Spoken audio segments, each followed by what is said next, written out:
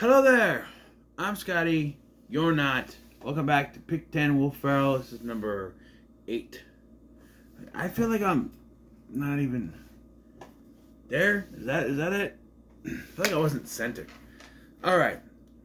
So, admittedly, I did not grow up with the original Land of the Lost. I grew up with the 90s version of Land of the Lost. That's right, the one that was on ABC but aired, for me, I watched on Nickelodeon. So, yeah, that version of Land of the Lost, which followed a similar structure of a single father and his 2 kids stuck in the dinosaur age in some parallel world where there was dinosaurs and 3 moons. What it borrowed from the original is it took Chaka, the Sleestaks, and there was a Tyrannosaurus, which in this version was named Scarface, that was hunting him down. They changed several other aspects, such as because it was the 90s, there was a hot chick who would help them out. Instead of, I don't know, would this be the Enoch? I don't know. The original version was about, like I said, a father and his 2 kids. Rick Marshall and his 2 kids, Will and Holly. So, let's make a big screen adaptation and cast Will Ferrell as the main character, Rick Marshall, and let's forget about the kids.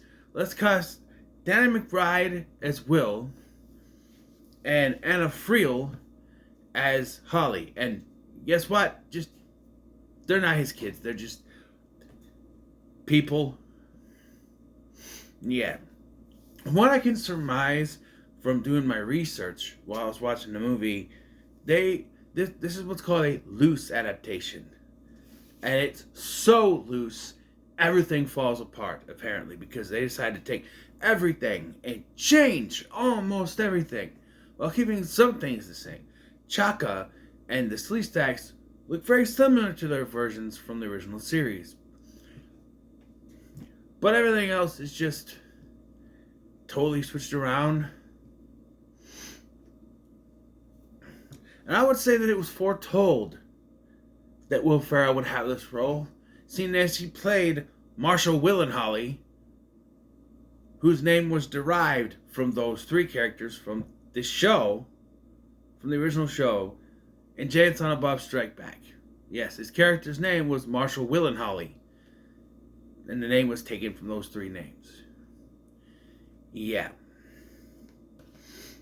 They make several changes, but the Wikipedia article doesn't list all of them. Probably the biggest crime I think this movie does is what it doesn't do. So I was watching, thinking, someone from the original show has to have a cameo, right? It turns out that Wesley Ure, who played the original Will Marshall, and host of the greatest game show ever made, Finders Keepers, and the other actress whose name I forgot, try to remember, who played Holly, were supposed to have cameos, but they were cut. And the biggest travesty is they're not even on the deleted scenes in the DVD. The DVD gives you 3 deleted scenes, none of which are the ones with them in it. Why? Why did they do that? Why not put that in there? It's like Halloween 2018 not putting the deleted ending on there. We deserve to see the deleted ending. Come on. But no. So in this version, Rick Marshall, as played by Will Ferrell, is a scientist of sorts. You know, I'm a bit of a scientist myself. But I'm not a doctor, but I played one on TV. Who has a theory. He's on the Today Show talking with Matt Lauer. By the way, this movie opens with what is honestly the best scene in the damn movie, because it's this astronaut stuck in Land of the Lost when he encounters Grumpy the Tyrannosaurus. This is never run up again, but it's evidence that other people have been to this place. But Yeah, he's on the Today Show with Matt Lauer. And honestly, there are two different Today Show scenes, and you could take them out, and I don't think it would matter.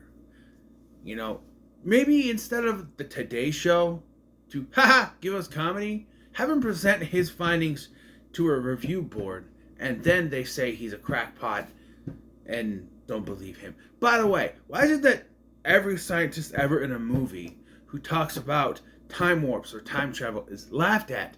Time travel is a very serious topic, and it's also very possible. We just haven't created the technology yet, but it's there. And that's his whole thing, is it time warps, right?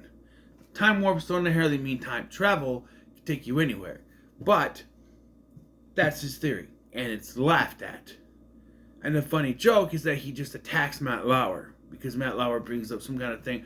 So even Stephen Hawking, who I believe knows that time travel is possible, laughed at his theory of time warps. I find that to be, couldn't you go with someone else? Someone more cocky, more up his own ass, like, I don't know, Neil deGrasse Tyson? He seems like the one to deflect that, not Stephen Hawking. I don't know. But, yes, then we pass a few years, and you can tell it's been a few years because the fake goatee he had is now gone. God, this is so fake. It looks so fake. What? Why do they make fake beards look so fake in movies? I just don't understand. He's approached by Holly, who in this version is not his daughter and is British for some reason, because she's the love interest. Oh yeah, let's take the character's daughter and make the character that's supposed to be his daughter and just make her the love interest. Because that makes sense. Now, based on what I've learned from the original series, and even stuff that happens in this very movie, what she presents him with is not possible.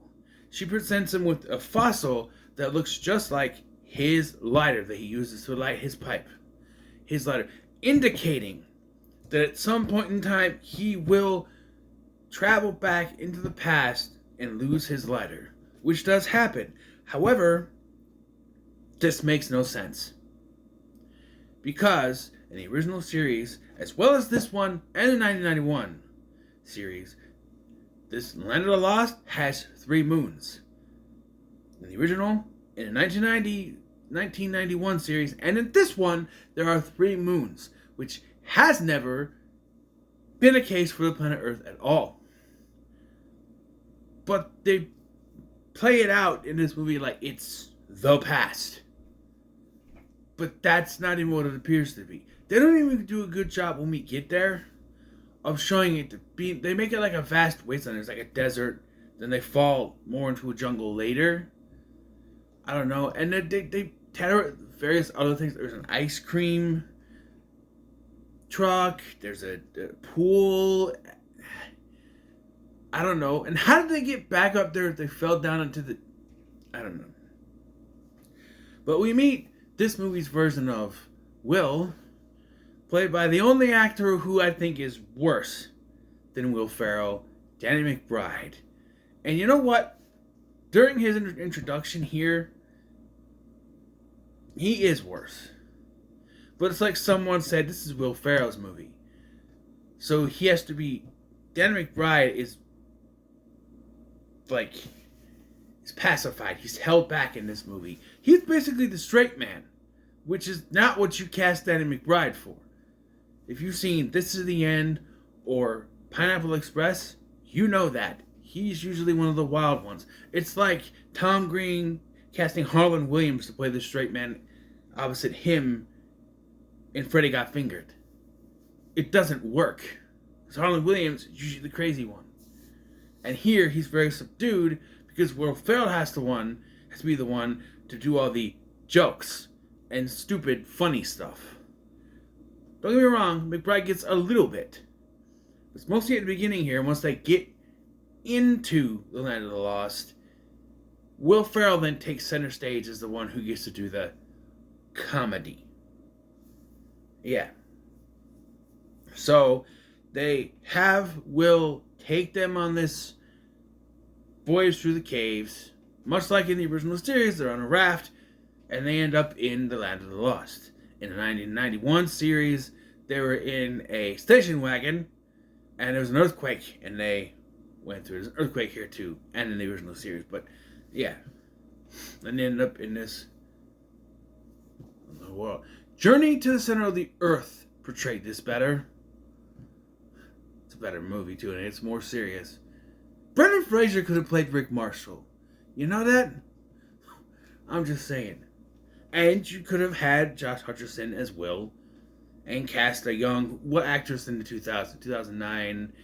I don't know, Dakota Fanning, maybe. Boom, there's your cast. Brendan Fraser, Josh Hutcherson, Dakota Fanning. There's your Marshall, Will, and Holly. But no, they do it this way. So they get there and they meet Chaka, who they saved from other of his species, which doesn't make sense because at the end of the movie, Will goes with him back to his people, and they're treated like kings. And that, okay, I don't know. Maybe I misunderstood something. For some reason, Holly can understand him. They never explain it. She's just able to translate what he says. They meet the dinosaur, which they name the Tyrannosaurus, which they name Grumpy. There's also a Apatosaurus or Brontosaurus, a long neck, but it's not in the movie for long because it loses to Grumpy. But yeah, I'm like, they called him Grumpy. I'm like, Grumpy, Scarface. Well, in the original series it was Grumpy. Apparently, here it's Grumpy, and in the 1991 series it was Scarface. Which I like. Also, there was Tasha, and there's no Tasha in this or the original. I don't know. I think Chaka is enough. I don't know. So,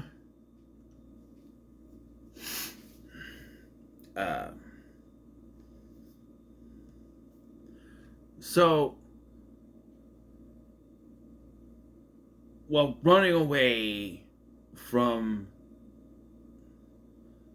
Grumpy, Marshall then gets some kind of weird Martian Manhunter vision in his head, leading him to somewhere else. And by that I mean it's like the pilot movie for Justice League, the TV series, the cartoon, wherein Martian Manhunter gets in Superman's head and directs him somewhere. It's just like that.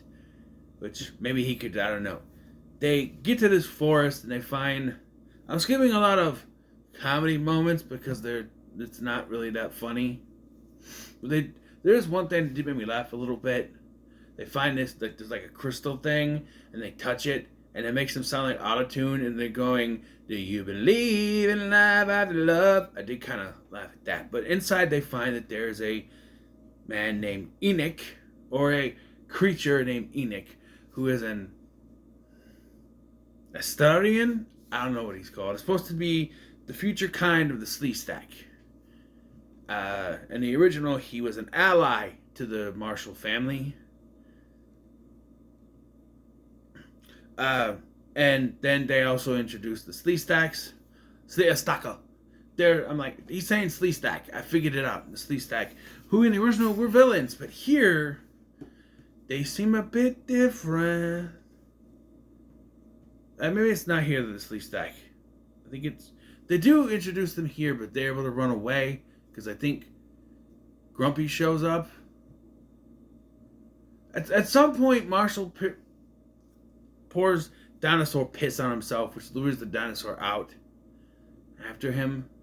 That's all mixed up. But they do get... So they're after this device. So Enoch tells them that they need Marshall's device that he created so they can open the portal to get back. And it's been missing because the dinosaur ate it, and then the dinosaur pukes it up. And Grumpy pukes it up, but then a pterodactyl grabs it, and they have to go after it, and it's like, of course, it's only middle of the movie, you can't get it back yet. And they do get it back. And then, instead of taking it directly to Enoch, they go in the pool? Why don't they take it back to Enoch? And she just starts walking around with it. And I'm just like, wait, why are we farting around here? Don't you want to leave? I mean, we still got like 45 minutes of the movie left, but why are we just... Because that's why. Because we have 45 minutes of the movie left, and we gotta fuck around. And in doing so, they decide to have a psychedelic trip out between Marshall, Will, and Chaka. Because there's this fruit that apparently makes them trip out. Meanwhile, Holly gets kidnapped by the Sleep Stacks. Yes. And we actually find out that there's a twist. So, the Sleep Stacks are not inherently bad guys in this version, where in the original and the 1991 series they were. More so in the 1991 series, they were very much the villains. But here, they've captured Holly because as it turns out, as she is going around with this thing, she finds a hologram indicating that the Zarn, voiced by the late, great Leonard Nimoy, the Zarn, which Enoch said was the villain and the one who wants to lead an army of Sleep Stacks into the outer world. Turns out Enoch is the one who wants to do that, and the Zarn is not the villain at all. He's also a Sleep Stack here. From the description I got, he has no real form. He's like a crystal thing. It's more heard than seen from what I found in my research. He's also, from what I found, not a villain. Maybe I misread. I don't know. The Sleep Stacks are more villains than anything. But yeah, Enoch, who was their ally in the original, is the main villain of this film. And he sucks. Marshall and Will go to rescue her, Holly, and they do so, and then she kisses Marshall because apparently she's wanted to kiss him since the first time she saw him. Where was this the entire fucking movie? Because when I was reading, they made her not his daughter so that she could be a love interest, and I went, I'm an hour into this movie and I go, when is she gonna... I was 45 minutes into the movie actually, and I'm like, when is she gonna be a love interest? And then they do it here with 20 minutes of the damn movie left. Yeah. But we gotta stall for more time because we're not... Maybe it was 30 minutes of the movie. I don't know. We're not ready yet. So instead, Grumpy comes back and is going after Marshall because he still smells like piss. By the way, she kissed him. And he's still covered in dino piss. So he decides he's going to try to pole vault over Grumpy. And I immediately went, something's going to happen. It's either he's going to fall down, or the stick's going to break, or something's going to go wrong. And he ends up pole vaulting right into the dinosaur's mouth. And then think it's over. She gives this big speech about how he is your future, he is my future, blah, blah, blah, blah, blah. I'm just going... You introduced this love interest thing with 30 minutes left of the movie. How are we supposed to be invested in this? She showed no interest in him the entire damn movie until now. It felt like a last minute rewrite. Like, oh, she should be the love interest. Makes no sense. So, because at this point, it turns out, I forgot to mention, they sent Chaka to get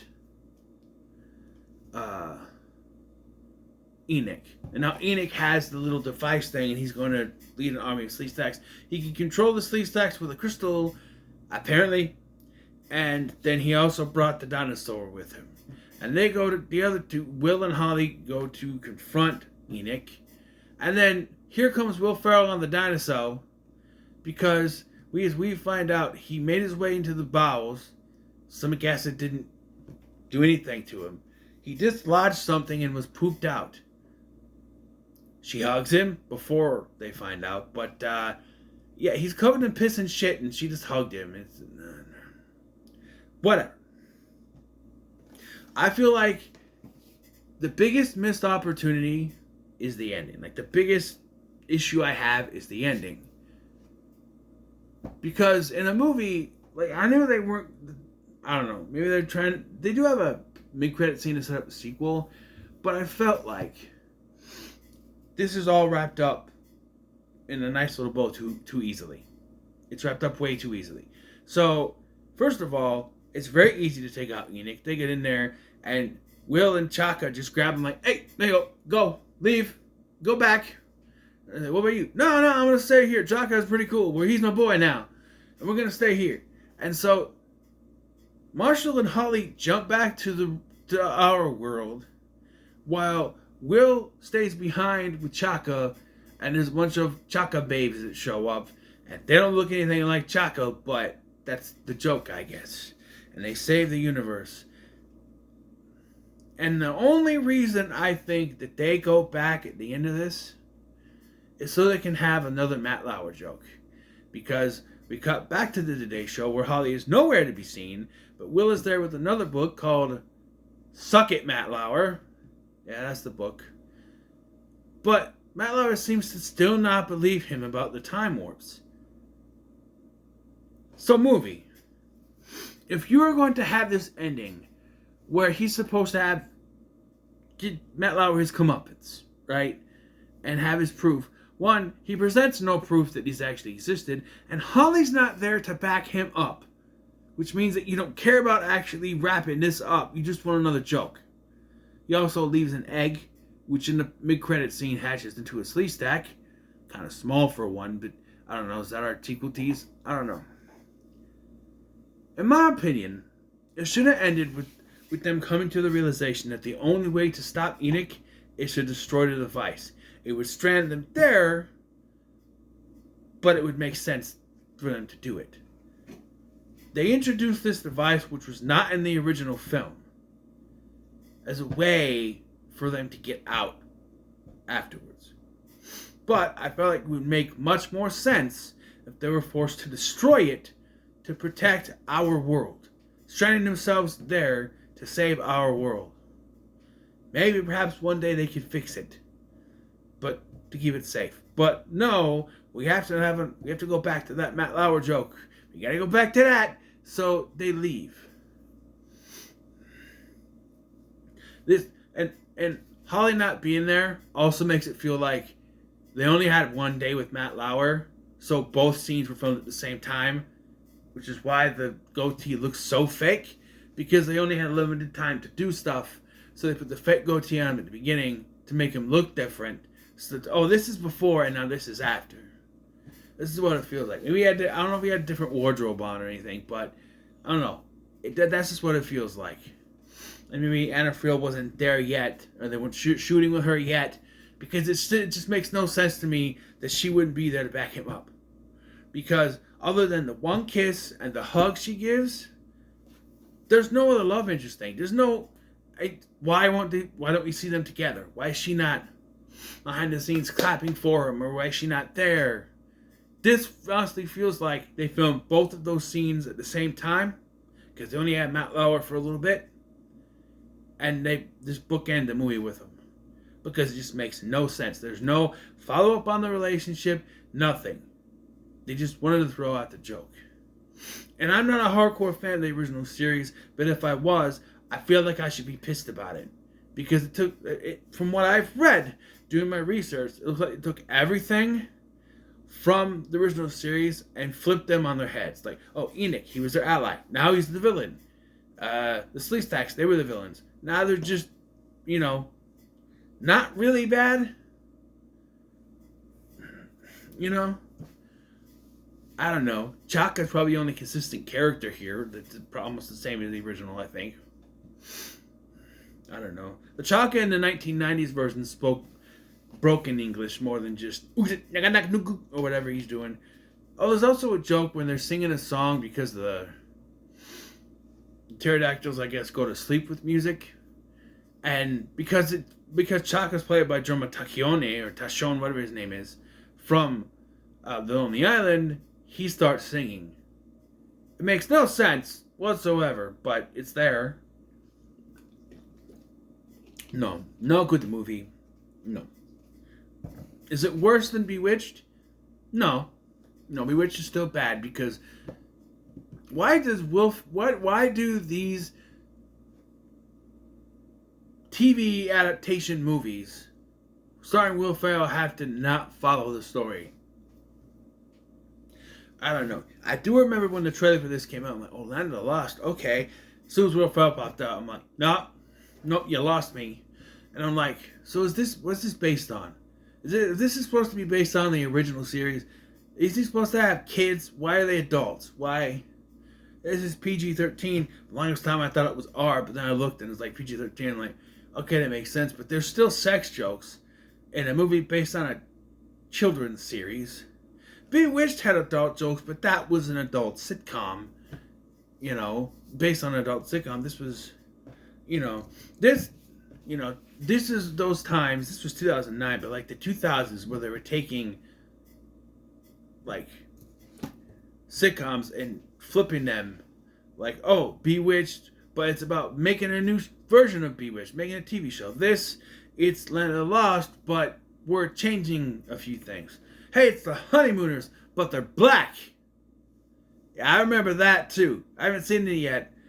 Eventually, I will do a review. I have to. But I remember when that trailer came out and I went, even me with my limited knowledge of the Honeymooners at the time, which was only from that scene in Back to the Future where he dresses as a spaceman, I'm just like, and a few things I'd seen, clips. Maybe I watched like a little bit of On Nick at Night or something, or TV Land, I think it was. I was just like, no, that's not, no. I understand how they can equate the blue collar working man ethic to now it's a black man trying to get along in the world. I understand how they can equate that. It could work, but no, it just didn't. No, it's just like, no, this is not. Eventually, I have to do that. Then the other one that I went now with is Chips. I love me Dax Shepard, man. And Michael Pena, also good. But he's no Punch. I'm like, well, they got to get someone good to play Punch. And I went, who's that dude? Because I didn't know Michael Pena yet. I'm like, I knew Dax Shepard. But without a paddle and let's go to prison. But I was like, okay. And that's another thing. What is the big deal? What is the deal with taking serious TV programs and turning them into comedy movies? Right? You do it with this one. Right? You do it with Land of the Lost. You do it... Okay.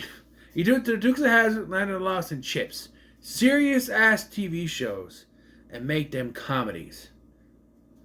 Let me give you a perfect example of taking a serious TV show and doing it right. The Fall Guy. Yeah, they came out this year, The Fall Guy.